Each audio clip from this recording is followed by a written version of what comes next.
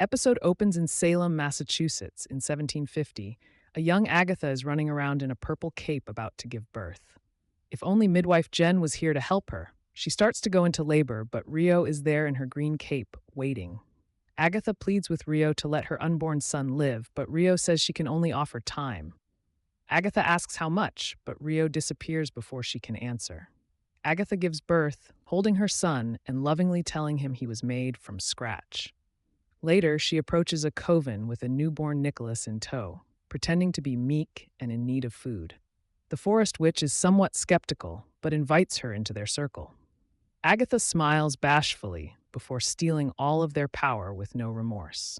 Baby Nicholas giggles, and Agatha tells her son she thinks they're going to be very good at this. 6 years later, it's clear Agatha has been teaching Nicholas her scamming ways. He steals things and runs, luring witches into Agatha's house so she can get their power. Later, Nicholas asks his mother why she kills witches, and she says she does it to survive. Nicholas asks if they can just stay with the witches and survive that way, but Agatha says no. If they do, the witches will try to kill them instead. Nicholas sings an early version of The Ballad of the Witch's Road, and Agatha joins in, the two having fun together. Later, Agatha tells Nick that while she can do many things with her power, she can't heal him or protect him from what's coming. Eventually, the inevitable comes, with Nick waking up one night to see Rio waving at him with a torch. He goes over to her, curious, giving Agatha a goodbye kiss at her urging first. Agatha is horrified when she wakes to find her son dead, crying that she wants more time. She makes a grave and sings the ballad over it, tucking a piece of his hair into her locket. A witch overhears Agatha singing the ballad and stops her to ask where the road is, since she seems so familiar with the song. Agatha's pretty pissed at the interruption, considering she's literally at her son's funeral, but then she gets an idea. She tells this woman that she'll show her the way after they gather a coven. Agatha baits the witches, just like we saw her try to do in episode 2, gathering the women together and draining their power. She does this for many centuries, gaining more and more power with the same trick. The costumes in this segment are iconic, showing centuries and centuries of her being a killer.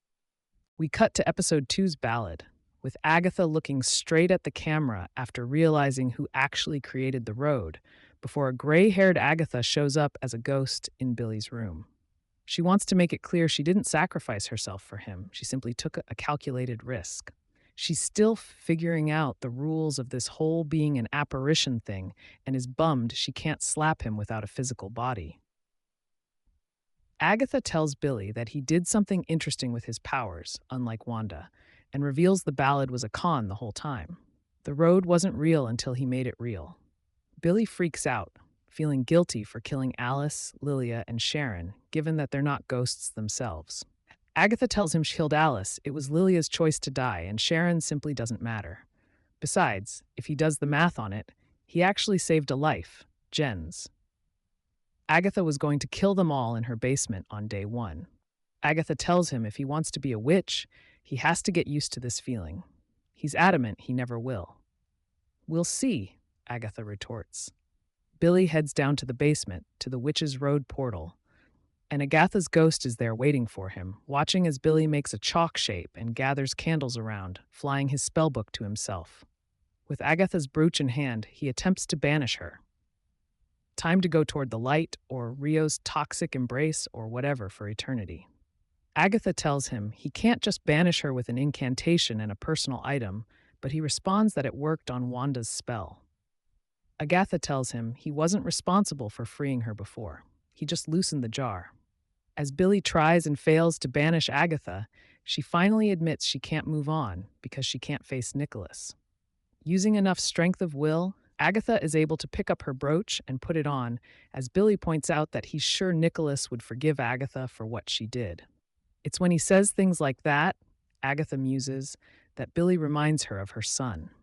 Billy adds that being a ghost suits Agatha, spirit as my guide and all, and Agatha tells him they could make a good team, even though she tends to kill her coven members. But then again, so does Billy.